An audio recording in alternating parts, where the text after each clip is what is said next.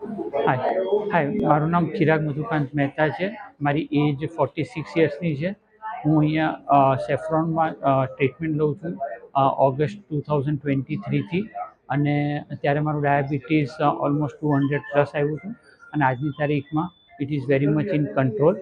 અને અત્યારે જે પણ મેડિકેશન આપ્યું છે, દવાઓ અને બધું અપ ટુ ધ માર્ક છે.